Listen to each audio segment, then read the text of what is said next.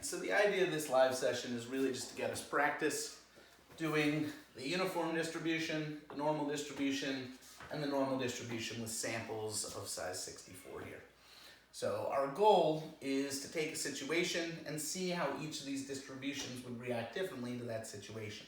Situation I've chosen is hopefully somewhat topical. Basically, the number of days until a COVID-19 vaccine is released. So I don't make any claims about knowing when it'll actually be released. I'm hoping sooner rather than later. There's a lot of people saying by the end of this year, there's other people saying next year. So I decided to say, well, what if we assume it follows a uniform distribution from 0 to 120 days? Uniform distribution meaning it's exactly equally likely to be released anytime between today and 120 days from now. Each day in between has exactly the same probability. Second situation is it follows a normal distribution with a mean of 60 and a standard deviation of 16. So that's similar from 0 to 120 days. 60 would be in the middle, but when we have a normal distribution, the probability is much higher for something happening in the middle and much less likely on the edges. That's amplified when we turn it into a sampling distribution from that normal, and now say, let's look at the average of samples of size 64 instead of just one time. So really what that means in this context is pretend we could rewind and start again 64 different times from today and see how long it took for this vaccine to be released, restarting the world and having new chaotic things happen each time, basically. So it's in 64 runs, which obviously cannot actually be done in reality. What would the average time for it to be distributed be? So for each of these situations, we're going to end up finding the probability first that the vaccine is released in less than 40 days. Then that the vaccine is released in more than 100 days. And finally that it's released between 40 and 100 days. So we're going to begin with the uniform distribution. In the uniform distribution, the best way to start is by drawing a picture of what's happening. If it's uniformly distributed from 0 to 120, then I start by drawing a box that starts at 0 and ends at 120. This is my sample space. This is everything that could happen.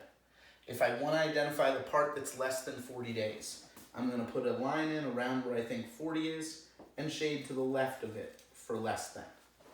This is a visual representation of the probability. If you can get this far and get the visual representation, then actually turn it into a probability really isn't so bad.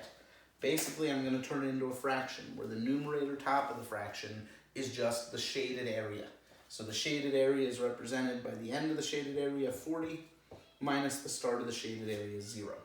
Putting parentheses just to say, don't forget you have to do the top subtraction first, bottom subtraction second, and then do division.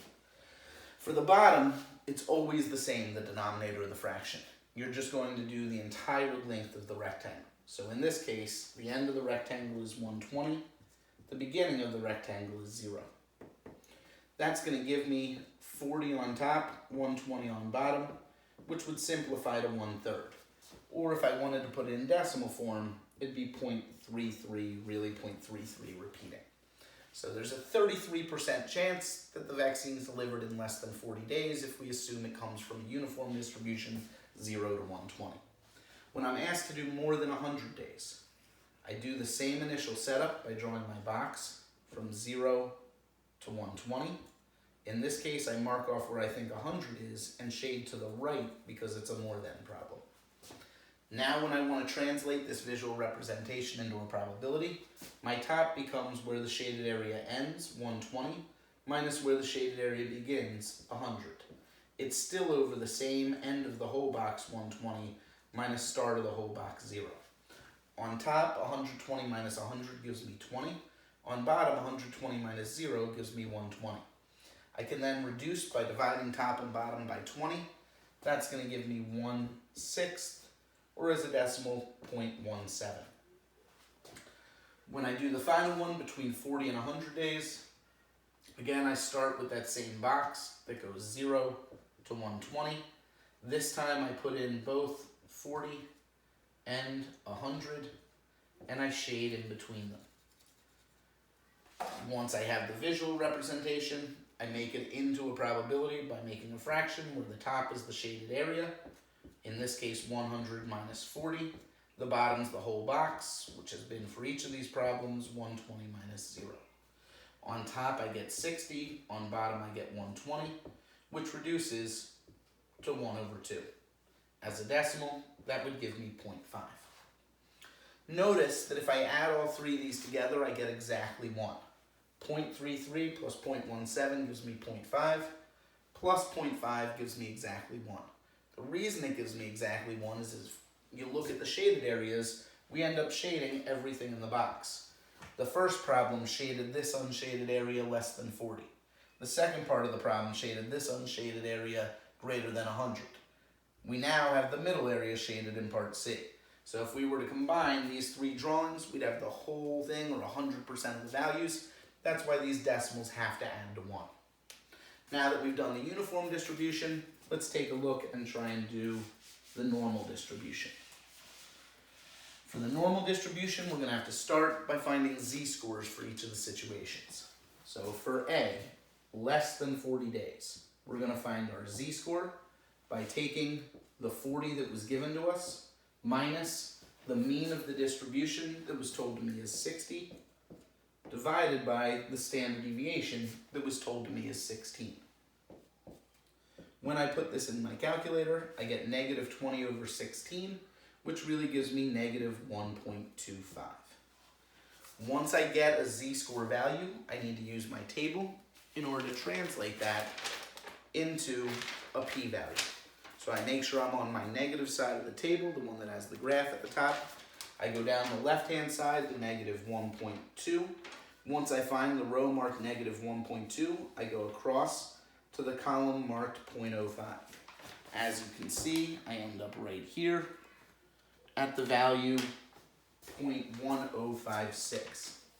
So here P equals 0.1056. I then want to look back to the question that I'm being asked and say, is it less than, more than, between? In this case, it's less than. My table always tells me area to the left of or less than, so I can stop right here and say this is the probability. The probability that it's less than 40 days is 10.56%. If we compare that with the probability from the uniform distribution, in the uniform distribution, this was 33%. So we can see that it's less likely. The reason it's less likely is under the uniform, everything happened the same percent of the time. So being really far away from the mean back at 0 didn't impact what area was under the curve. As opposed to here, when we're doing the normal distribution, as I get further from this middle, there's less probability piling up. So moving to less than 40 days is somewhat far away from 60 with a standard deviation of 16. Really, it's 1.25 standard deviations below the mean. That's why our probability is lower in this case. It's even more pronounced when I do more than 100 days. For more than 100, I get z equals 100 minus 60 divided by 16. And when I do that, I should get a positive 2.50. I look up 2.50 in the positive side of my table. I go down to 2.5 over to 0, and I get a p-value of 0.9938. That 0.9938 is really telling me to the left of, but this is a more than question, meaning we want to the right of. Since everything under the curve, this whole area represents 1, if we know to the left of, to the right of is just 1 minus that value. So if I do 1 minus 0.9938, that's going to give me the correct answer of 0.0062. Remember last time we got 1/6 of 0.17, so this is significantly lower than that, and again it comes from the idea that we're over in this tail that has much less probability, as opposed to if we were doing the uniform distribution where this would have more probability. So this is the correct answer to the question as it's phrased. When I'm then asked a between question, I really can go back to my two p-values that I found, because these are the same x values. If they weren't using the same x values, I'd want to do new z-score equations for each of them, but I've already found the z-scores and associated probabilities here. Once I have the probabilities, the equation really just tells me to do larger p-value minus smaller p-value. Make sure that you're using the actual looked up p-values, not the manipulated ones that you use to make it a more than question. So the actual p-values were 0.9938 and 0.1056. if I set up 0.9938 minus 0.1056, that's going to give me my correct final answer for this problem, which is 0.8882. Remember that last time when we did it with the uniform distribution, this value came out to 0.5. This is much higher than 0.5 under the normal distribution probability because, again, what we're really looking at is area in the middle here that has a higher probability of occurring. So because these values are closer to the middle, it happens with a higher percentage within the normal distribution. So again, I can also look at this as more than is this blank space here, 0.0062, less than is this blank space here, 0.1056. The middle shaded area represents this 0.8882. If I add these three things together, I will absolutely get 1 or 100% of what could happen. Last thing we need to do is the same idea, except now from a sampling distribution. So I'm going to keep most of my work here. The main thing that's going to change, it's not going to be the x value, it's not going to be the mean, it's not even really going to be the standard deviation. It's going to be how we apply the standard deviation, specifically by dividing by the root of n. In this case, since we're taking samples of size 64, we'd be dividing by the root of 64. Dividing by the root of 64. That's going to turn this into negative 20 over 2, which is negative 10.00. This is not on my table. It's not on my table because it is incredibly unlikely. 10 standard deviations to the left of the mean basically isn't anything that has reasonable probability. The probability is going to be 0.00000000001 or something. It's going to have such an unlikely event that it essentially has probability 0. That's why we don't consider it on the table. For the purposes of this class, I ask you to put it in as p equals 0.0001, basically the last non-zero probability that's still 4 decimal places. But in reality, it's actually even less than this. The reason it's even less, when before we were getting a 10% chance, basically our old normal distribution when we weren't taking samples could be seen like this, where it's spread out. Whereas when we take samples of size 64, it gets bunched up in the middle, so that what was a 10% chance here in this distribution is almost nothing. Basically, it's so much more likely that we're in the middle and less likely that we move from there that anything happening way out here becomes incredibly unlikely. Same idea when we do this more than question. Top would give me 40, bottom would give me 2, so this would give me a z-score of 20.00. Again, ridiculously far away from where we expected.